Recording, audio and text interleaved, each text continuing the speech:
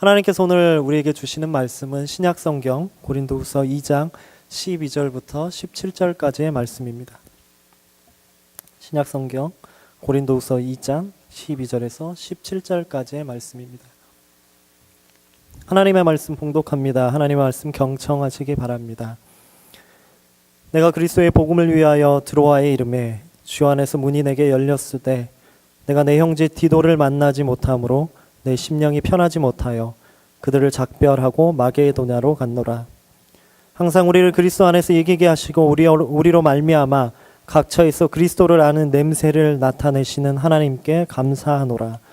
우리는 구원받는 자들에게나 망하는 자들에게나 하나님 앞에서 그리스도의 향기니 이 사람에게는 사망으로부터 사망에 이르는 냄새요 저 사람에게는 생명으로부터 생명에 이르는 냄새라. 누가 이 일을 감당하리요? 우리는 수많은 사람들처럼 하나님의 말씀을 혼잡하게 하지 아니하고 곧 순전함으로 하나님께 받은 것 같이 하나님 앞에서와 그리스도 안에서 말하노라. 아멘. 하나님께서 오늘 이 말씀을 통해 우리에게 은혜 주시기를 원합니다. 오늘 향기내는 그리스도인 예수쟁이 1, 향기내는 그리스도인 예수쟁이 1이라는 제목으로 말씀 함께 나누겠습니다. 지난 5월 4일 날 한국에서 한 시상식이 열렸습니다. 백상예술대상이라는 제53회 백상예술대상이 한국에서 열렸습니다. 이 시상식은 한 해 동안 사랑받았던 한국의 영화들, 한국의 드라마들, 한국의 예능 작품들을 선별해서 상을 주고 또 거기에서 활약했던 배우들을 축하하고 상을 주는 자리였습니다. 미국으로 얘기하면 골든글로브 상과 같은 시상식이라고 이해하시면 되겠습니다. 그런데 이 시상식에서 화제가 됐던 것은 나무주연상도 아니었고 여우주연상도 아니었습니다. 가장 좋은 작품인 최우수 작품상도 당연히 아니었습니다. 그저 시상식 도중에 열린 한 공연이 많은 사람들에게 감동을 안겨주었습니다. 일부 시상식에 맞춰 갈 때쯤 음악과 함께 한 남자가 무대에 올라서 노래를 부르기 시작했습니다. 그런데 아무리 들어봐도 목소리를 보아하니 가수가 아닌 것 같고 얼굴을 보아하니 본 적도 없는 배우 같은데 한 남자가 나와서 노래를 부릅니다. 사람들이 어리둥절하게 쳐다보기 시작했습니다. 저 사람이 누굴까? 연기자도 아니고 영화배우도 아닌데 누굴까? 그렇게 고민할 때쯤 뒤에 큰 스크린에 영화의 한 장면이 떠올랐습니다. 그리고 자막이 이렇게 올라옵니다. 영화 아가씨 중 손님 3역 한창현. 이어 한 여자가 등장합니다. 역시나 가수가 아닌 평범한 목소리로 노래를 부릅니다. 뒤편 스크린에 영화 한 장면이 뜨고 자막이 등장합니다. 드라마 도깨비 중 스텝 1역 최나무. 계속해서 남자, 여자, 학생, 심지어 어린이까지 등장하고 스크린의 자막과 이름들이 이어집니다. 드라마 오해영에서 피자 배달원 역 누구, 영화 어디에서 간호사 2역 누구, 영화 어디서 여고생 1역 누구. 어느덧 한두 명 올라왔던 무대에 33명이 꽉 찼습니다. 그리고 그들은 한 목소리로 오늘 또 우리는 꿈을 꾼다라며 노래를 마무리했습니다. 배우로서 자신들을 자랑스러워하며 오늘도 우리의 꿈을 키워간다고 노래했습니다. 그 자리에 앉은 많은 사람들이 감동했습니다. 그들이 부른 노래 때문에 감동한 것이 아니라 그들의 열정과 그들의 마음에 감동받았습니다. 사실 여러분 혹시 저 영화나 드라마를 보신 일이 있더라면 여러분 기억 못하실 겁니다. 사실 저 영화나 드라마를 봤던 그 누구라도 저 사람 이름 모를 겁니다. 얼굴 모를 겁니다. 누구 하나 눈길 주지 않았던 손님 역할, 간호사 역할, 학생 역할이었습니다. 그러나 이 배우들은 자신들을 나는 배우다라고 당당하게 외치면서 자신들의 역할에 최선을 다했습니다. 그러한 그들의 수고가 있었기에 지난 한 해 한국 영화, 드라마, 예능은 잘 만들어진 웰메이드 작품으로 많은 사람들의 사랑을 받았습니다. 우리는 계속해서 그리스도의 삶이 무엇인지 나누고 있습니다. 그리스도인 크리스찬을 크라이스트 퍼슨 하나님의 사람답게 하는 것이 무엇인지 함께 알아나가고 있습니다. 오늘 그 네 번째 시간으로 그리스도인의 역할에 대해서 나눠보고자 합니다. 우리 곧잘 교회 공동체 안에서 이렇게 서로를 향해 축복합니다. 당신은 그리스도의 편지입니다. 당신은 그리스도의 향기입니다. 우리 좀 전에 이렇게 인사하셨죠. 교회에서 이렇게 축복하라면 잘해요. 이렇게 손 이렇게 뻗치시고, 무슨 의미인지 모르겠지만 이렇게 손 뻗치시고, 당신은 사랑받기 위해 태어난 사람, 당신은 그리스도의 편지라, 이렇게 고백하는데 똑같이 다시 한번 인사하겠습니다. 당신은 그리스도의 향기입니다. 옆에 분과 이렇게 인사하겠습니다. 당신은 그리스도의 향기입니다. 당신은 그리스도의 향기이십니다. 이렇게 축복하면 화내는 사람 한 명도 없습니다. 다 웃어요. 다 기분이 좋죠. 우리가 그리스도의 향기란 거 참 좋은 말입니다. 참 좋은 축복입니다. 그렇다면 우리가 어떻게 그리스도의 향기를 내풍길 수 있을까요? 오늘 고린도후서의 말씀을 함께 묵상해 나갈 때 우리를 그리스도의 향기 삼으신 하나님의 은혜가 우리 가운데 충만하기를 소원합니다. 오늘 우리가 읽은 본문의 주인공은 사도 바울입니다. 사도 바울 역시 아까 제가 초반에 소개했던 엑스트라와 같이 무명 배우와 같이 당시 하나님께 맡겨진 역할을 온전히 감당했습니다. 제가 이렇게 사도 바울을 무명 배우라고 이야기한다면 여러분 의심하실 겁니다. 사도 바울인데 신약 성경은 무려 13권이나 쓰고 많은 선교를 했던 사도 바울을 어떻게 엑스트라 배우라고 이야기할 수 있느냐? 지금이야 우리가 사도 바울을 위대한 사역자라고 칭하고 신학자라고 이야기합니다. 하지만 사도 바울이 활동했던 서기 40년, AD 40년에서 50년 사이에 사도 바울은 그저 안디옥 교회에서 파송한 한 선교사였습니다. 그 당시에 최고의 교회의 지도자는 예루살렘 교회의 지도자들이었습니다. 예루살렘 교회에는 성경에 보면 기둥과 같은 사도가 있었다라고 이야기합니다. 베드로 사도가 있었고 야고보 사도가 교회를 이끌어가고 있었습니다. 또한 예수님과 함께 사역했던 10 제자들이 사도로 부름받아 교회를 지도하고 있었습니다. 그런데 우리가 일반적으로 사도를 칭할 때 누가 사도가 될 수 있느냐? 두 가지 컨디션이 만족해야 됩니다. 하나는 예수님과 삶을 같이 했고 예수님의 가르침을 직접 받은 사람만 사도라고 그 당시에 불렀습니다. 이 조건을 대입해 본다면 사도 바울은 예수님을 직접적으로 만난 경험이 없습니다. 우리가 잘 아는 것처럼 사도 바울은 예수님을 핍박하는 데만 앞장섰던 사람입니다. 그럼에도 불구하고 예수님으로 인해 회심받고 이 사람이 사도가 되었습니다. 그런데 사람들은 그것을 인정하지 않았습니다. 네가 예수님과 함께 공생애를 보내지 않았는데 우리가 너를 어떻게 사도라고 부를 수 있느냐? 라며 그의 사도직과 권위를 의심하며 비난했습니다. 그런 바울이 오늘 고린도 교회라는 곳에 편지를 씁니다. 목회 서신이라 부르는 목회적인 관점에서 편지를 보냅니다. 고린도 교회는 그 당시 소아시아, 터키, 그리스, 마케도니아에 펼쳐져 있던 많은 교회들 중에 가장 강력하고 힘 있었던 교회였습니다. 재정적으로도 가장 튼튼한 교회였고요. 많은 이들이 모여서 예배드리는 교회였습니다. 당시 많은 교회의 부러움을 샀던 교회였습니다. 외적으로 이렇게 많은 사람들의 부러움을 샀던 고린도 교회가 내부로 들어가면 문제가 많았습니다. 교회 안을 이루고 있던 많은 교회 공동체가 당시 나는 바울파, 나는 아볼로파, 나는 게바를 따르는 파, 나는 그리스도를 따르는 그리스도파, 이렇게 나눠져서 여러 파당으로 나눠져서 분쟁을 일삼고 있었습니다. 파당만 이루어진 것이 아니라 신앙적인 면에서도 문제가 있었습니다. 나는 방언의 은사를 받았다, 나는 치유의 은사를 받았다, 나는 통변의 은사를 받았다, 서로의 은사를 자랑하며 내가 더 높은 은사를 받았다라고 서로 시기하기에 이르렀습니다. 심지어 예배 가운데 이루어졌던 성만찬, 그리스도의 몸과 피를 나누는 그 자리에서도 이것을 일반적인 식사로 격화시켜서 부자들이 먼저 와서 다 먹어버리고 가난한 이들은 뒤에 와서 아무것도 할 수 없게 만들어버렸습니다. 든든한 고린도 교회라는 명성과 다르게 문제가 많은 교회였습니다. 이 때문에 사도 바울은 아픈 마음으로, 애통하는 마음으로 그들에게 편지 하나를 씁니다. 그 편지가 바로 고린도 전서입니다. 교회가 안정되길 위해서 디모데 편에 이 고린도 전서를 보냅니다. 나름 기대했습니다. 이 편지를 받고 교회가 안정되겠지. 그런데 그렇기는커녕 상황이 악화되었습니다. 거짓 사도자들이 나타나 바울을 모함하고 바울의 권위에 도전하고 고린도 교회를 거짓 복음으로 선동하기에 이릅니다. 결국 바울이 안 되겠다, 내가 직접 가야겠다라고 고린도 교회를 향해 떠납니다.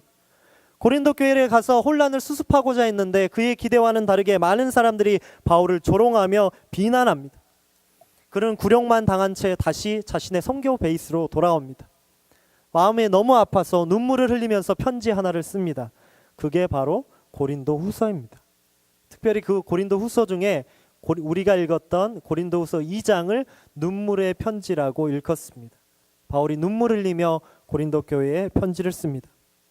그런데 이 눈물로 쓴 편지를 받고 고린도 교회가 점차 변화되기 시작합니다.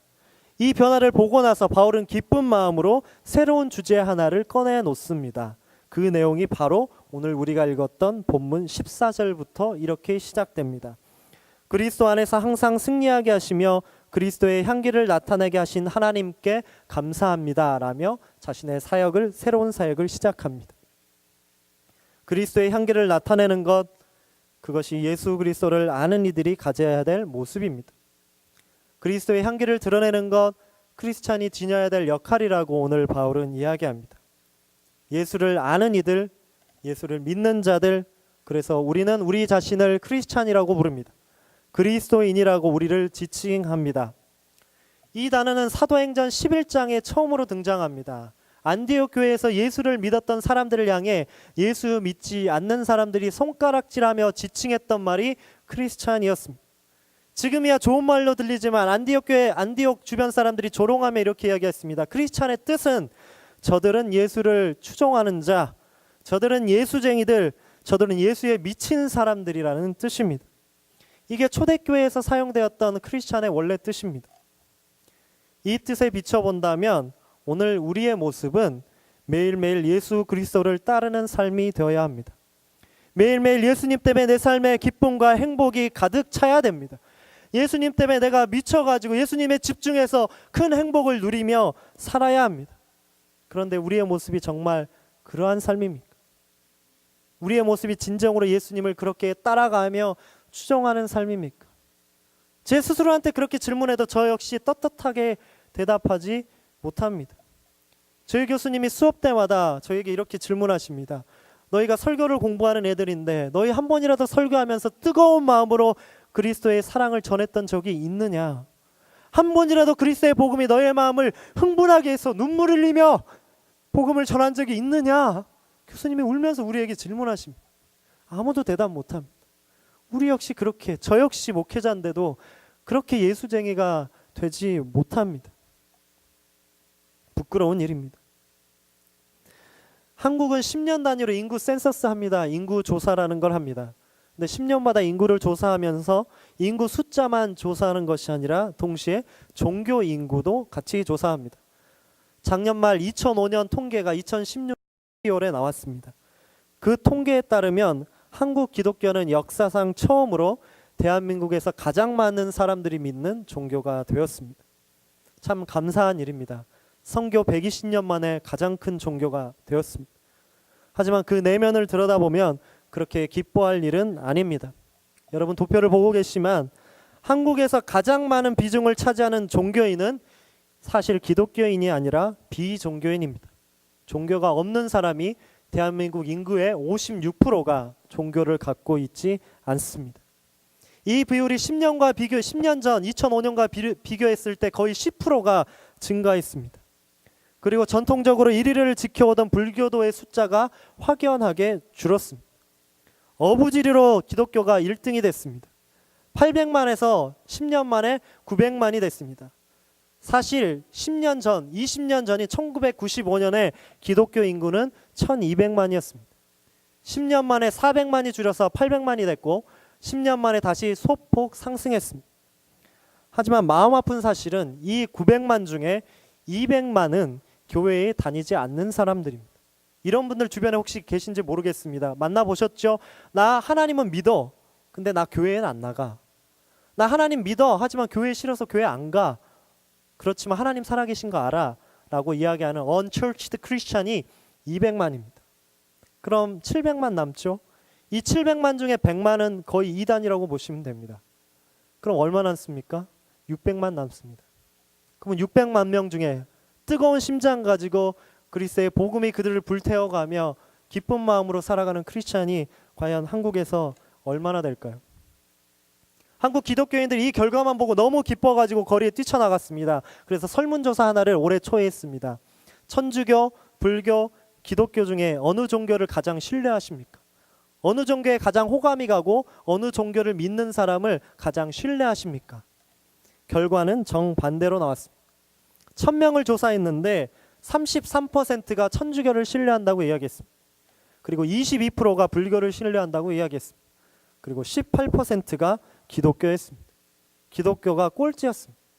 그래서 다시 물어봤습니다. 왜 기독교인들을 그렇게 믿지 않으십니까? 신뢰하지 않으십니까? 여러 가지 이유가 있겠지만 탑 5만 말씀드리면 이것이었습니다. 첫째, 기독교인은 정직하지 않다. 둘째, 기독교인은 남에 대한 배려가 부족하다. 셋째, 기독교인은 배타적이다. 넷째, 기독교인은 사회에 무관심하다. 다섯 번째, 기독교인은 축복만 강조하며 살아간다 라고 이야기했습니다. 여러분, 최근 한국에서 기독교가 또 다시 비난의 도마 위에 올라갔습니다. 보신 분도 계시겠지만 한 사성 장군 부부의 문제가 뉴스에 나오죠. 그 장군 부부가 자신들을 섬기는 공관병이라고 이르는 세크리터리들을 얼마나 종 부리듯이 노예 부리듯이 부렸는지, 예를 들면 그 공관병들의 손목에 전자팔찌를 채워넣고 시도 때도 없이 자신의 공관에서 벨을 눌러가지고 그들을 찾아서 말도 안 되는 일을 시켰다고 합니다. 얼마나 병사들이 힘들었는지 자살을 하려고 몇 번까지 시도했다고 합니다. 이 이야기가 국가인권위에 고발되고 지금 조사가 착수됐습니다. 그런데 문제는 이 이야기를 평가하는 자리에 뉴스에 어떤 게 떠오르냐면 이분들이 기독교인이라는 사실이 더 부각되고 있습니다. 이들이 한 교회의 장로이자 한 교회의 권사였습니다. 그런데 또 다른 영상은 뭐냐면 이 사성 장군이 전국 방방곡곡을 다니며 군 보고마를 위해 간증하는 영상이 뉴스에 나옵니다. 내가 이 군 보고마를 위해 헌신하겠다. 우리 장병들을 위해 기도해달라. 내가 이 군인들을 너무나 사랑한다라고 이야기합니다. 거기 밑에 악플이 수도 없이 많이 달렸습니다. 진짜 사랑하냐고. 너 공관병부터 사랑하라고. 기독교가 아니라 개독교라고 욕들이 넘쳐납니다. 어제 말씀 준비하면서 리플이 뭐라고 달렸는지 좀 보다가 한 분이 이렇게 리플라이를 이렇게 달았습니다. 제가 죄송합니다 라고 달았습니다. 우리가 잘못했습니다. 많은 기독교인들이 그렇게 사는 것은 아닙니다. 하지만 대표적인 분들이 그렇게 살아서 우리를 욕되게 했으니 우리를 욕하시고 우리의 잘못을 우리가 회개하겠습니다라고 올려놨습니다. 저는 그 이야기를 보면서 그 비방된 기사들을 보면서 많은 생각들이 들었습니다. 저도 젊은 사람이니까 막 혈기가 오르고 화도 나고 했지만 다른 한편으로 어떤 생각이 들었냐면 내가 잘못했다라는 생각이 들었습니다. 목회자들이 참 잘못 가르쳤다라는 생각 들었습니다. 우리 교회에서 복음 이야기할 때 참 잘못된 복음을 우리가 스스로 가르쳤구나. 우리가 잘못된 양육을 저들에게 전했구나. 그리스도인 되었다는 것, 예수 믿었다는 것, 축복만 누리는 것, 권세만 누리는 거 아닌데 언젠가부터 예수 믿으면 권세 누리고 예수 믿으면 복만 받는다고 우리가 잘못 가르쳤구나. 제 자신을 하나님 앞에 회개했습니다. 그런데 여러분, 이 일이 비단 한국에서만 일어난다고 생각하시면 절대 안 됩니다. 한국은 이 정도지만 미국은 더 심각합니다. 여러분, 거리 나가서 젊은 사람 붙잡고 물어보십시오. 예수 아냐고. 요사이 젊은이들 예수님 모릅니다. 중년들도 예수님 아냐고 물어보면 모릅니다. 그저 이렇게 이야기합니다. 내가 할머니한테 좀 들어봐서 안다고. 미국은 심각한 속도로 탈기독교화되고 있습니다. 많은 교회들이 문을 닫고 있고 기독교의 영향력이 줄어가고 있습니다. 그리스도인에 대한 평가도 좋지 않습니다. 여러분, 언제부턴가 세상 속에 비춰진 우리 그리스도인들의 모습은 자신들의 이익을 추구하기 위해 높은 곳, 더 높은 곳으로 올라가기를 원하는 한 부류가 되어버렸습니다. 한 집단이 되어버렸습니다. 다른 이들보다 더 빨리 달리기 위해 예수라는 터보 엔진 달고 달립니다. 하나님의 영광이란 거 핑계고 구실일 뿐 실제로는 내가 하나님의 영광 올라타고 내가 높아지려 합니다. 이 모습이 혹시 오늘 이 자리에 앉아있는 저와 여러분의 모습은 아닙니까? 그런 우리를 향해 바울이 눈물로 호소하며 이야기합니다. 그리스도의 향기를 생명에 이르게 하는 것이 우리의 역할이라고 이야기합니다. 이 이야기가 비단 2000년 전 고린도 교회뿐만이 아니라 이 시대를 살아가는 모든 그리스도인들에게 주어진 하나님의 소명, 하나님의 사명인 줄 믿으시기 바랍니다. 그렇다면 우리는 어떻게 향기를 드러내는 그리스도인이 될 수 있을까요? 말씀의 기초에서 보면 세 가지를 말씀드리려 합니다. 첫 번째, 우리는 오직 하나님의 능력으로만 그리스도인의 역할을 감당할 수 있습니다. 우리 16절의 말씀 함께 우리 읽도록 하겠습니다. 이 사람에게는 사망으로부터 사망에 이르는 냄새요, 저 사람에게는 생명으로부터 생명에 이르는 냄새라. 누가 이 일을 감당하리요. 아멘. 여기서 냄새라는 단어가 사용됐습니다. 그런데 여기서 사용된 냄새는 좋은 냄새, 향기도 포함되지만 나쁜 냄새, 악취도 포함됩니다. 결국 이 냄새를 원뜻은 뭐냐면 바울이 하나님의 복음, 하나님을 아는 지식을 냄새라고 해석했습니다. 그 말씀을 말씀 전체에 적용해 본다면 결국 복음을 어떻게 받아들이고 선포하느냐에 따라 우리에게 두 가지 반응이 나타납니다. 복음이 어떤 사람이 전파하면 생명, 사람을 살리는 말씀이 될 수 있고, 복음을 어떤 사람이 전파하면 그 복음으로 인해 사람을 죽인다라고 이야기입니다. 이에 바울은 이 일에 합당한 사람이 누구냐고 오늘 우리에게 질문합니다. 이 질문은 그리스도인의 역할을 담당할 자가 가져야 할 조건과 자격을 이야기합니다. 그 자격, 그 조건이 무엇입니까? 감당하라라는 단어의 뜻처럼 적합한 사람입니다. 그 적합한 사람의 모습 오늘 본문 바울에서 찾아볼 수 있습니다. 사도 바울은 우리가 굉장히 유능한 사람으로 알고 있습니다. 사도 바울은 그 당시 팔레스타인에서 최고로 가는 레토리션, 수사학자였습니다. 논리적인 사람이었고 고대 그리스 헬라 철학과 유대 문학에 정통한 사람이었습니다. 이 사람이 얼마나 똑똑했냐면 그 당시 팔레스타인의 최고의 학자가 가말리엘이었습니다. 근데 그 가말리엘이라는 사람의 수제자가 바울이었고 어려서부터 조기 교육을 로마 지역에 가서 받았습니다. 최고의 지식인이었습니다. 그런 바울이 고린도 교회를 다가갔을 때 고린도 교회의 영적 자만에 빠져 있는 거짓 교사들과 적대자들을 대할 때 바울은 자신의 능력을 통해 그 위기를 극복하지 않았습니다.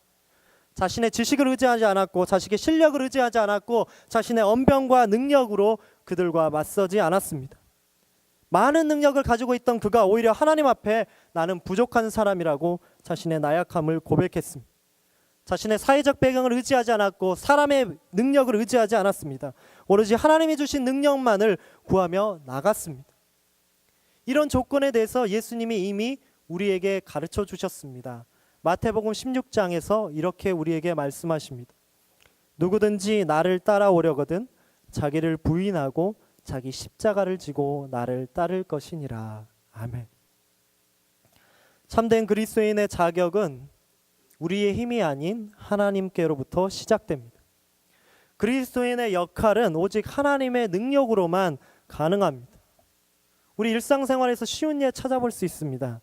우리 일상생활 속에서 내가 힘을 더 쓰면 쓸수록 힘들어지는 때가 있습니다. 뭐 여러 가지가 있겠지만 저는 그 대표적인 예를 수영에서 찾아봅니다. 여러분 수영 처음 배우실 때 물에 어떻게 뜰 수 있다라고 이야기합니까? 체격이 좋고 힘이 좋고 힘을 많이 쓰면 물 위에 뜹니까? 아니죠. 내가 힘을 주면 줄수록 물속에 더 가라앉습니다. 과학적으로 이야기하면 우리가 몸에 힘을 쓰면 우리의 무게중심이 배꼽 밑으로 내려간다고 합니다. 그래서 우리가 물속에 더욱더 가라앉는다고 합니다. 물에 뜨기 위해서는 오히려 몸의 힘을 빼고 물에 맡기라고 이야기합니다. 내 힘을 쓰면 쓸수록 물에 뜨기보다 물만 먹습니다. 그래서 저는 30년 넘게 물만 먹고 있습니다.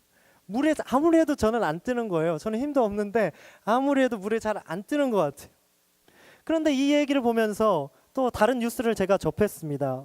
여러분 뉴스 보셨는지 모르겠는데 며칠 전에 12살 소년이 바다에서 조난당해가지고 해변에서부터 800m 정도 떨어져 갔는데 이렇게 몸에 힘을 빼고 20분 동안 있어서 다행히 살아남았다고 구조되었다는 이야기를 봤습니다. 여러분 신앙생활도 마찬가지입니다. 신앙생활에 적용해 본다면 하나님의 능력 구하는 것과 수영하는 거 참 비슷합니다. 오늘 하나님께서는 우리의 능력과 힘을 의지하는 것이 아니라 하나님의 능력 앞에 모든 것을 맡기라고 말씀하십니다. 하나님 앞에 모든 것 맡깁시다. 아멘으로 응답하시죠. 다 우리 머리로는 압니다. 그런데 참 그거 쉽지 않죠. 보이지 않는 하나님 응답하지 않는 것 같고 보이지 않는 하나님이 내게 세미한 음성을 주지 않는 것 같고 오히려 내 앞에 펼쳐진 문제들이 해결이 안 되니까 하나님께 못 맡기는 거죠. 그래서 다른 거 더 빨리 찾아봅니다. 사람의 힘 빌려보고 내 지식 찾아보고 변하지 않는 내 현실의 문제들 눈앞에 두고 한숨만 나옵니다. 뭐라도 해야겠습니다. 그러나 여러분 하나님의 은혜의 현실에는 내가 들어설 자리가 하나도 없습니다. 오직 내 자신을 부인하고 내 삶의 주체는 주님이시고 나는 단지 그의 도구에 불과하다는 고백이 나와야 합니다. 나는 주님의 도구라는 고백이 나오는 순간 우리는 하나님이 주신 힘으로 전진할 수 있습니다. 나의 힘이 아니라 하나님이 주시는 능력으로 우리의 삶의 문제들을 일으켜 갈 수 있습니다. 그 능력으로 그리스도인의 역할을 감당하는 저와 여러분이 되기를 간절히 축원합니다. 두 번째로 하나님께서는 우리가 하나님을 향해 가졌던 첫 마음, 첫사랑을 회복하라고 말씀합니다. 그 첫사랑을 회복할 때 온전한 그리스도인의 역할을 감당한다라고 이야기합니다. 우리 17절의 말씀 한번 다시 봉독하겠습니다.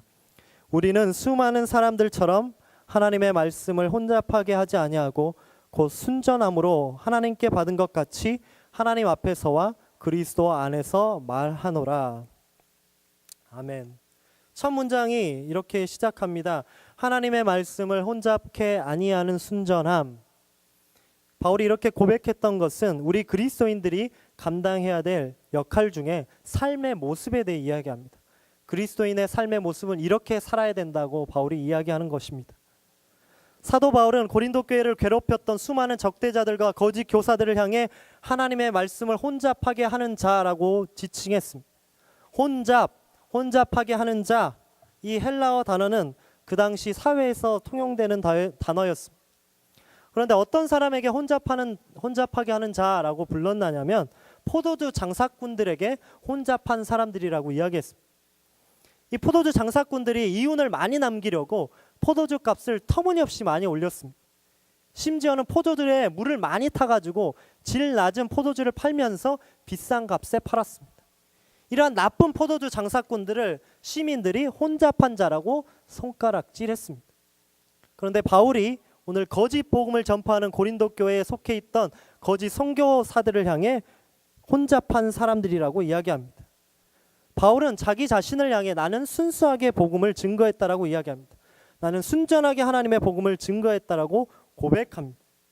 그런데 이와 다르게 고린도 교회를 어지럽혔던 거짓 교사들은 자신들의 이익을 위해 하나님의 말씀을 변질시키고 왜곡시키고 선동했던 사람들이었습니다.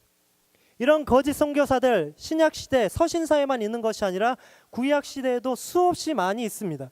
대표적인 예가 예레미야입니다. 예레미야가 국가의 멸망을 눈앞에 두고 하나님의 말씀을 전합니다. 하나님 앞에 회개하십시오. 하나님 앞에 돌아오십시오. 우리는 멸망하겠지만 하나님이 우리를 벌하지 않으실 겁니다 라고 선포할 때 거짓 선지자들이 찾아와서 이야기합니다. 사람들을 선동합니다. 예레미야가 거짓말하고 있다고, 하나님은 우리들을 버리지 않으시고 우리 국가는 멸망하지 않을 거라고 거짓 선교사라고 예레미야를 손가락질합니다. 심지어 예레미야를 묶어가지고 구덩이에 가둬놓고 저 사람은 거짓 선지자라고 손가락질하고 사람들을 선동시켰습니다. 자신의 이익을 위해 거짓 예언, 거짓 선지자의 역할을 해가며 왕과 부유한 이들의 신임을 얻고 자신의 배를 불렸습니다. 자신의 재산을 축적했습니다. 이러한 거짓 교사들 2000년 혹은 2700년 전에 혹은 2000년 전에만 있는 것이 아니라 오늘 우리 사회에도 우리 교회 공동체 안에도 수없이 많이 있습니다. 이런 사람들 많습니다. 이런 목회자 많습니다. 예수 믿으면 복 받는다. 예수 믿으면 내 영혼이 잘 된다. 예수 믿으면 안 되는 일 하나도 없다. 긍정의 힘 믿어봐라. 너는 잘 될 것이다. 내게 능력 주시는 자 안에서 내가 모든 것 할 수 있으니까 하고 싶은 것 다 해봐라. 하나님이 능력 주실 거니까 라고 이야기하는 거짓 선지자 엄청나게 많습니다. 여러분, 우리 어느샌가 서점 가면, 기독교 서적 코너 가면 여러분 어떤 책이 가장 먼저 손에 잡히십니까? 신앙서적 아닙니다. 신학서적 아닙니다. 가장 우리의 눈길을 끄는 것은 간증서적입니다. 내가 이렇게 해봤더니 성공했어. 내가 이렇게 해봤더니 축복받았어. 내가 이렇게 해봤더니 성공이 됐다라고 숙이 남겨놓은 그 책들에 우리의 손이 솔직히 먼저 갑니다. 유튜브 가서 기독교 영상 보면 무슨 영상 제일 먼저 눈에 들어옵니까? 기적이 일어났대, 예언이 있대, 어떤 사람들이 예언했대, 나에게 이런 얘기한대. 그런 예언 영상들에 우리의 눈이 먼저 현혹됩니다. 그것이 사실입니다. 저 솔직히 성경 말씀 부인하고자 하는 거 아닙니다. 하나님의 기적 예언 부인하고자 하는 거 아닙니다. 하나님의 간증 분명히 우리에게 간증을 통해 힘주시고 역사하십니다. 그런데 하지만 우리는 언제부턴가 하나님의 말씀에 우선순위 두지 않습니다. 그저 우리 귀에 듣기 좋은 얘기만 집중합니다. 우리 눈에 현혹되는 화려한 것에만 우리의 눈길을 주고 있습니다. 예수 그리스도의 자발적 희생의 은혜, 하나님 앞에서 내려놓는 우리의 겸손한 낮아짐의 은혜, 이러한 것에 우리의 눈길을 주지 않습니다. 그런데 여러분, 하나님의 희생의 은혜, 십자가의 복음의 은혜, 우리의 겸손한, 우리를 제자 삼으신 하나님의 그 깊은 사랑의 은혜 없이 단순히 복만 구하는 말씀, 단순히 축복만 하는 말씀, 단순히 니들이 승리할 수 있다라고 외치는 말씀, 단언컨대 다 가짜입니다. 그런 말씀하는 목회자 따라가지 마십시오. 그런 말씀하는 거에 눈길 절대 주지 마십시오. 그러한 것들에 눈길 주니까 세상에 나가서 그리스도인들이 범죄하고 겉으로는 외식하며 나는 순전한 그리스도인이라 얘기하면서 뒤에서 사람들한테 갑질하고 사람들 괴롭히고 하나님, 예수님 이름 욕먹기 있습니다. 세상의 점쟁이들, 무당들처럼 그 무당들이 하는 악행들 오늘 목회자들이 벌이고 있습니다. 그저 사람들의 길을 현혹하는 거짓 말씀 수없이 전파하고 있습니다. 여러분, 절대 현혹되지 마십시오. 하나님의 복음은 고난의 복음이고 십자가의 복음입니다. 하나님 당연히 우리 축복해 주십니다. 하지만 십자가의 예수님의 그 구속의 은혜 없는 복음은 가짜고 미신입니다. 제가 그림 하나 보여드리고자 합니다. 발렌틴 블로뉴라는 화가가 그린 바울의 모습입니다. 여러분, 이 바울의 모습 보면서 어떤 생각 드십니까? 어떠한 첫인상이 어떻게 와닿으십니까? 제가 청년들한테 이 그림 보여주면 거의 대부분 이렇게 반응합니다. 목사님, 저 그림 보니까 하나님은 참 공평의 하나님인 것 같아요. 그래서 왜? 젊은 사람들 이야기가 몰빵이라는 게 있습니다. 하나님이 몰아줬다, 몰빵이라고 그러는데 하나님께서 바울에게 머리로 하는 거는 다 몰빵해 주신 것 같아요. 근데 외모는 허락 안 해주신 것 같아요 라고 이야기합니다. 자, 사진 보시면 대머리입니다. 머리가 없어요. 그리고 주름이 굉장히 많아요. 주름이 굉장히 많죠. 그리고 지금 그림이 조금 어둡게 나와서 그런데 조금 밝게 여러분이 찾아보시면 얼굴이 일그러져 있습니다. 근데 이 발렌티라는 화가뿐만이 아니라 바울을 그렸던 많은 화가들이 바울을 대부분 저렇게 묘사합니다. 머리가 대머리고 주름이 깊게 패어 있고 얼굴이 일그러져 있는 모습으로 표현합니다. 우리가 잘 아는 것처럼 사도 바울은 예수님을 위해 평생 자신의 삶을 바친 사람입니다. 복음을 전하다 사람들에게 수없이 돌을 맞았고요, 수없이 매를 맞았습니다. 심지어 차가운 감옥에 수없이 갇혔습니다. 이 때문에 그는 죽음의 문턱에 수없이 오갔습니다. 이런 그에게 남겨진 것이 무엇이었습니까? 엄청난 재산이었습니까? 엄청난 부귀 영화였습니까? 엄청난 명예였습니까? 사실 그가 얻은 것은 질병뿐이었습니다. 몸이 아플 뿐이었습니다. 성서학자들은 그가 간질을 앓았을 것으로 추정합니다. 그 간질이 얼마나 고통스럽고 그가 옥에서 얼마나 많이 갇혀서 힘들었는지 그의 고통이 그의 얼굴에까지 드러났다고 이야기합니다. 그래서 그 고통으로 인해 얼굴이 일그러진 겁니다. 그의 일그러진 얼굴의 모습이 얼마나 흉측했든지 갈라디아서에 보면 바울이 스스로를 이렇게 고백합니다. 내 모습이 너무나 흉측해서, 내 모습이 너무나 비천해서 너희에게 시험을 일으킨다라고 이야기합니다. 그런데 갈라디아 교회 너희가 그런 나도 따뜻하게 받아줘서 감사하다라고 고백합니다. 여러분, 이러한 육체의 고난 앞에서, 육체의 고통 앞에서 이러한 상황 속에서 바울은 무엇이라고 고백했습니까? 하나님 때문에 고난받았다라고 이야기했습니까? 내 고난이 너무나 힘들다라고 불평했습니까? 사람들에게 내가 이만큼 많이 사역하고 이만큼 많이 고난당했다고 자랑했습니까? 아닙니다. 바울이 뭐라고 고백했습니까? 내 몸에 그리스도의 흔적이 남아있다고 고백했습니다. 이게 고난이 아니고 예수 그리스도의 흔적이라고 고백했습니다. 그리고 갈라디아 교인들에게 선포하면서 내어놓으면서 간증하며 이렇게 고백했습니다. 이 고난의 흔적, 예수님의 흔적, 이 마크를 나만 새기지 말고 우리도 함께 새겨봅시다 라고 고백했습니다. 무엇이 바울을 이렇게 만들었습니까? 하나님을 경험했던 첫사랑이었습니다. 다메섹 도상에서 경험했던 거부할 수 없는 하나님의 은혜가 바울을 이렇게 바꿔놨습니다. 하나님의 은혜가 이 사람을 이렇게 180도로 예수님을 핍박하는 사람에서 예수님으로 인해 핍박받는 사람으로 바꿔놓았습니다. 여러분, 그리스도인을 무엇이 순수하게 만듭니까? 하나님을 향해 가졌던 우리의 첫사랑입니다. 하나님을 향해 품었던 우리의 인격적인 첫 만남입니다. 말씀 앞에 순종했던 우리의 첫 마음입니다. 그런데 여러분, 우리가 고난이 찾아왔을 때, 상처가 찾아왔을 때 우리는 무엇을 의지합니까? 우리 제일 먼저 하는 게 전화기 붙잡습니다. 사람들한테 전화합니다. 문자 보냅니다. 친구 찾습니다. 구글링합니다. 여러 지식 찾아봅니다. 내 지식 의지하고 힘 의지하고 세상 방법 의지하며 우리의 신앙을 말씀대로 혼잡하게 합니다. 그렇지만 우리는 이러한 순간 어떻게 해야 될까요? 하나님의 말씀의 시냇가에 나와 우리의 상처를 치유해야 합니다. 지금도 살아서 활력 있으며 우리의 마음과 생각과 뜻을 판단하시는 하나님의 말씀의 품에 나와 우리의 아픔을 치유하고 회복해서 세상 밖으로 나아가야 합니다.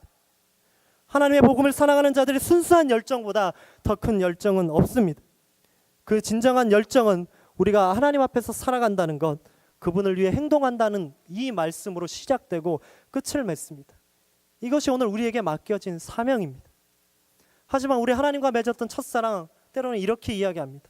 어떤 성도님이 열심히 기도하고 눈물 흘리며 열심히 섬길 때 우리 지나가면서 이렇게 이야기합니다. 나 옛날에 다 그랬어. 나도 옛날에는 다 그랬어 라고 이야기합니다. 무슨 추억팔이 하듯이 하나님의 은혜를 이야기합니다. 그런데 여러분, 우리가 하나님과 맺었던 첫사랑은 뭐 신앙생활의 단계 중에 인트로덕터리 클래스가 아닙니다. 뭐 크리스찬 101 클래스가 절대 아닙니다. 그것이 우리의 사명이고 우리를 일으키시고 그것이 우리의 힘의 원동력, 신앙의 원동력이 되는 하나님께서 우리에게 주신 사랑의 표시입니다. 그런데 우리는 언제부턴가 그 하나님의 은혜를 그저 추억팔이하고 있습니다. 하나님의 말씀은 어떤 일이 있더라도 물로 타서 희석될 수 없으며 거짓이 섞여 들어가 있는 모조품 이미테이션이 될 수 없습니다. 예수 그리스도인들의 사명은 하나님의 말씀과 신앙을 도구 삼아 자신의 성공과 유익을 얻기 위해 전심전력 다해 달려가는 사람이 결코 아닙니다. 고린도 교회를 혼잡하게 했던 거짓 선교사들과 같은 모습이 아닙니다. 하나님께서 오늘 우리에게 원하시는 모습은 하나님의 말씀 앞에서 하나님을 향해 가졌던 그 첫사랑의 마음, 그 초심, 그 순수한 열정을 회복하는 것입니다. 하나님께서는 우리 앞에서 그 첫사랑을 회복하시길 원합니다. 그 첫사랑을 회복하는 여러분 되기를 축원합니다. 마지막으로 하나님께서는 온전한 그리스도인의 역할을 감당하기 위해 순수한 열정을 통해 승리자의 삶을 살라고 말씀하십니다. 순수한 열정을 통해 승리자의 삶을 살라고 이야기하십니다.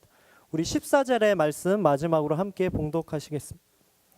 항상 우리를 그리스도 안에서 이기게 하시고 우리로 말미암아 각처에서 그리스도를 아는 냄새를 나타내게 하시는 하나님께 감사하노라. 항상 우리를 그리스도 안에서 이기게 한다. 이 승리의 삶은 그리스도인으로서 온전한 역할을 감당한 자가 앞으로 살아가게 될 여러분의 모습입니다.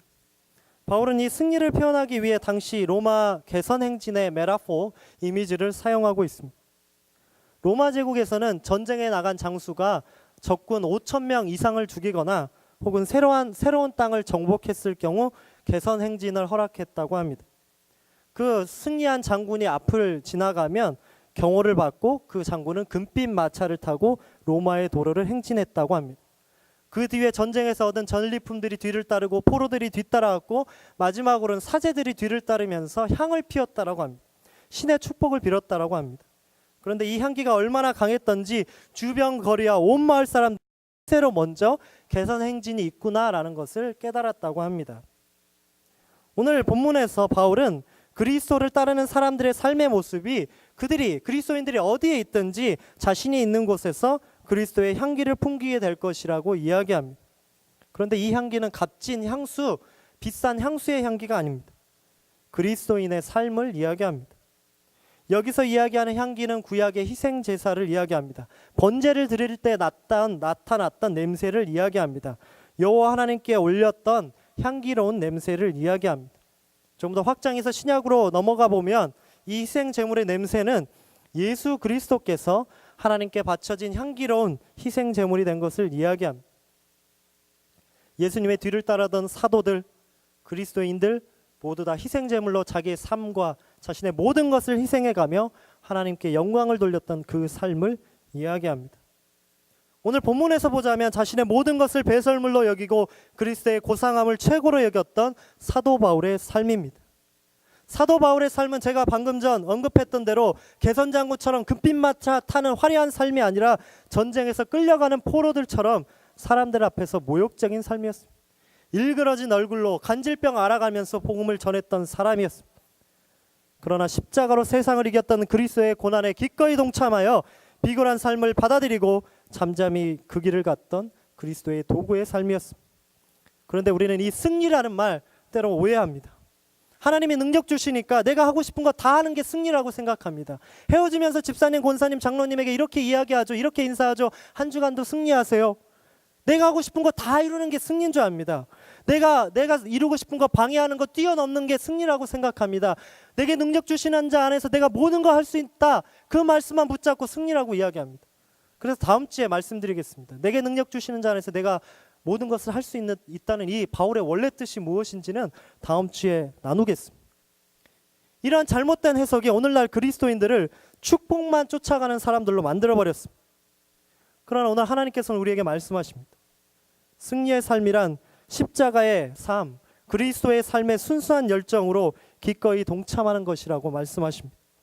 내 스스로를 내세워서 의기양양하게 살아가는 것, 명예에 보하면서 살아가는 것, 그것이 아니라 눈에 보이지는 않지만 자신을 내어던져 그리스도의 도구로서 하나님 앞에 온전한 희생 제사를 드리는 것, 섬김의 제사를 드리는 것, 그것이 그리스도인의 역할이라 이야기합니다. 그 역할이 우리의 삶이 되라고 이야기하십니다. 그 하나님의 승리의 삶에 동참하시는 여러분 되기를 소원합니다. 제가 개인적으로 좋아하는 문장 하나가 있습니다. 그것은 앞에 보이는데요. 의인은 향나무와 같아서 자신을 치는 도끼에도 자신의 향기를 묻힌다라는 이야기입니다. 이것은 제가 한 말이 아니라 자막에 있는 것처럼 조르주 루어라는 프랑스 조각가가 한 이야기입니다. 제가 그림 하나 더 보여드리면 이 주오라는 작가가 그린 그림입니다. 위편을 보면 예수님의 얼굴이 있고요. 가운데 이렇게 메이고 있는 사람이 십자가에 달리셨다가 내려오는 예수님입니다. 뒤에 천사가 있고 앞에 사람들과 로마 병정이 예수님의 시신을 끌어내리고 있습니다. 이 주오라는 화가가 이 그림을 그리고 나서 이 그림의 제목을 이렇게 붙였습니다. 의인은 향나무와 같아서 치는 도끼에도 자신의 향기를 묻힌다. 예수님은 마지막 순간까지 자신의 모든 것을 다해 하나님의 사랑을 전하셨습니다. 그 사랑을 자신을 잔인하게 죽였던 로마 병정들까지라도 그 로마 병정들의 마음에 죽음을 통해서 하나님의 사랑을 느끼게 하시고 경험하게 하셨습니다. 여러분 오늘 어떤 향을 풍기기를 원하십니까? 다른 사람들의 눈을, 다른 사람들의 주목을 끄는 향기로운 향기만, 매혹적인 향기만 전하기를 원하십니까? 우리 한국말로 향수라는 단어가 있습니다. 그 뿌리는 퍼퓸 말고 노스텔지아, 향수라는 단어 있습니다. 그런데 그 향수를 일으키는 것이 이미지가 아니고 과학자들은 냄새라고 이야기합니다. 냄새의 기억이 굉장히 오래 가서 우리가 냄새를 기억할 때 우리의 향수를 자극한다고 합니다. 우리가 기억하는 냄새들이 있습니다. 어린 시절 고향의 냄새, 고국 한국의 냄새, 엄마가 해주신 김치찌개 냄새, 된장찌개 냄새, 이러한 냄새들이 우리의 향수와 우리의 과거를 기억하게 합니다. 그래서 냄새는 우리 삶에 굉장히 중요한 역할을 합니다. 우리가 그리스도인으로서 오늘 풍기는 예수님의 냄새, 그리스도의 사랑의 냄새, 내가 만나는 누군가에게, 그리고 내가 스치는 누군가에게 남겨야 합니다. 저 자막의 이야기처럼 때로는 우리가 미워하는 사람들에게조차라도 그리스도의 향기를 남겨야 합니다. 의인은 향나무와 같아서 치는 도끼에도 자신의 향기를 묻힌다. 자신을 죽이려고 찌기는 그 도끼를 향해서도 향나무는 향기를 끝까지 남깁니다. 그 나무가 어떤 대상을 택해서 나는 저 사람에게 나무를 주고 저 사람에게는 향기를 주고 저 도끼에게는 향기를 줄 수 없다라고 절대 이야기하지 않습니다. 나를 찍어서 나를 죽게 만드는 도끼라도 할지라도 그 도끼에도 향기를 배이게 합니다. 우리 주님이 우리를 위해 그렇게 십자가에서 사랑을 보이셨습니다. 예수님을 죽이는 원수들을 향해서도 예수님은 그리스도의 사랑을 전파하셨습니다. 그리스도의 향기라, 너는 그리스도의 향기라, 참 멋진 말입니다. 그러나 삶에 있어서 그리스도의 향기 내어 품는 거 쉬운 일 아닙니다. 우리가 부부끼리 다툼이 있을 때도 사랑이 있어야 합니다. 자녀 훈계할 때도 당연히 사랑이 있어야 합니다. 우리의 가정에서, 삶의 자리에서, 일터에서, 사업장에서, 공부하는 자리에서 다 사랑이 있어야 합니다. 내가 운전을 할 때에도 심지어 그곳에도 그리스도의 향기를 품어야 합니다. 그런데 그 향기를 어떻게 품어야 할까? 오늘 제가 3가지로 말씀드렸습니다. 제가 한 이야기로 말씀을 마치려 합니다. 디오그네투스라는 한 로마의 관리가 있었습니다. 근데 이 로마의 관리에게 한 로마의 다른 로마인이 편지를 씁니다. 이 로마 관리에게 편지를 보내면서 이 로마인은 그리스도인들을 굉장히 궁금하게 생각했습니다. 그리스도인들이 수없이 순교해 나가고 사자의 밥이 되고 원형 경기장에서 저렇게 호랑이의 밥으로 죽어가는데 왜 저 사람들은 저렇게 행복해하고 얼굴이 밝아지고 저렇게 예수님을 찬양하며 죽어갈까 너무나 신기했던 거예요.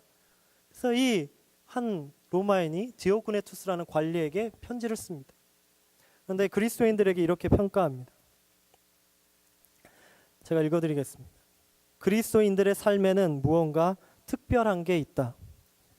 그들은 자신의 나라에서 로마에 살고 있지만 마치 그들은 지나가는 행인들처럼 나그네처럼 살아가고 있다. 그들은 로마 시민으로서 자신의 모든 역할을 다 감당하고 있지만 마치 외국인들처럼 고난을 당하면서 산다.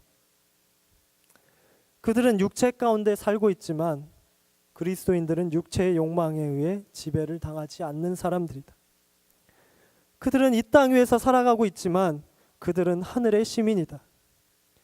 그들은 로마법을 지키며 살아가지만 그들은 법을 초월하는 수준에서 오늘 또 살아가고 있다.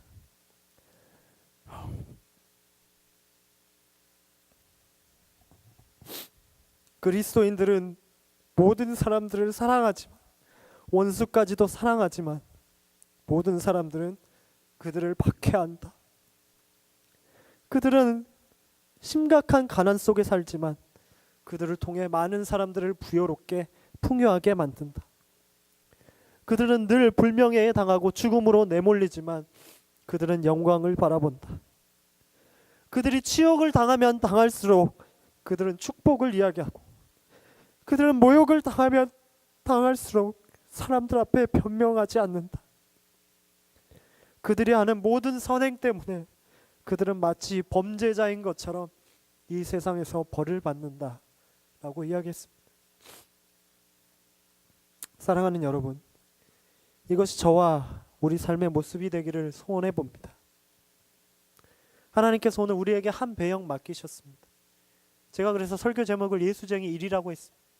예수쟁이 1, 제가 초기에 예를 드렸던 것처럼 대사도 없고 다른 사람들이 알아주지 않고 제가 누군지도 모르고 그저 스쳐 지나가는 한 사람입니다. 역사의 무대 속에서 누구도 기억하지 않을 한 배역입니다. 빛도 나지 않고 누구도 바라봐주지 않고 신경조차 쓰지 않는 삶이 바로 예수쟁이 1, 오늘 우리의 삶입니다. 참으로 그늘지고 초라합니다. 우리가 주님께 이야기합니다. 주님, 왜 나한테 이렇게 초라한 일 맡기십니까? 저는 주님의 이름을 걸고 조금 더 풍요로운 삶, 당당한 삶, 능력 있는 삶 살고 싶은데 왜 주님 이렇게 작은 것만, 비천한 것만 저에게 맡기십니까? 우리가 그렇게 질문할 때 예수님이 우리에게 답하십니다. 그 역할이 내가 담당했던 역할이라 라고 주님이 말씀하십니다. 우리가 맡을 역할, 우리가 추정해야 될 모습, 예수님의 모습입니다. 세상이 오늘 우리를 기억하지 못한다 하더라도, 세상 속에서 성공하지 못한다 하더라도 오늘 우리는 나아가야 합니다. 복음의 능력으로 나아가야 합니다. 하나님께서는 오늘 예수를 추정하는 크리스찬으로서, 예수를 나타내는 속성을 많은 예수쟁이들로서 주님의 제자도를 실천하는 작은 예수가 되라고 말씀하셨습니다. 우리 한 사람 한 사람을 그리스도의 작은 제자로 초청하고 계십니다. 예수쟁이 1, 내게 맡겨진 그 배역에 충실한 우리가 되기를 소원합니다. 예수님께서는 우리가 그렇게 살아가기를 원하십니다. 하나님의 때가 다 됐을 때, 하나님의 히스토리가 끝날 때, 하나님이 베풀어 주신 인생이라는 영화의 마지막 자막이, 엔딩 크레딧이 올라갈 때 분명 우리의 이름이 거기에 새겨질 겁니다. 우리의 이름이 그곳에 남을 겁니다.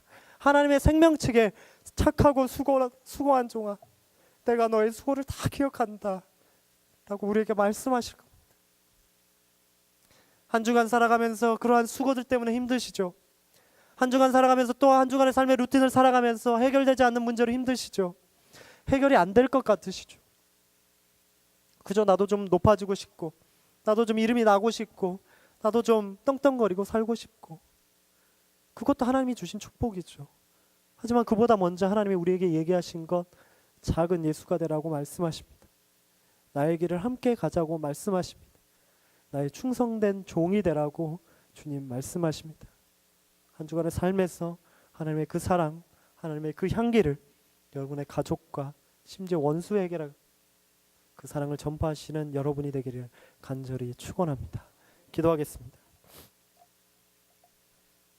사랑의 하나님, 하나님께서는 저희 모두를 그리스도인으로 불러주셨습니다. 그리고 그 이름에 맞는 온전한 사명을 감당하게 해주셨습니다. 그러나 주님, 그 주님의 부르심에 소망에 순종하지 못하며 화려한 것만 쫓아가고 높은 곳만 쫓아갔던 우리 자신을 주님 앞에 회개합니다. 하나님, 그저 화려한 향기만 드러내려 했던 우리 자신의 모습을 주님 앞에 회개합니다.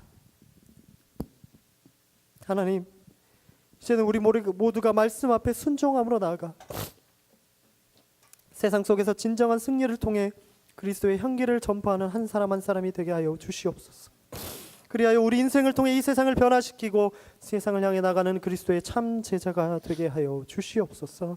예수 그리스도의 이름으로 기도합니다. 아멘. 함께 일어나셔서 결단에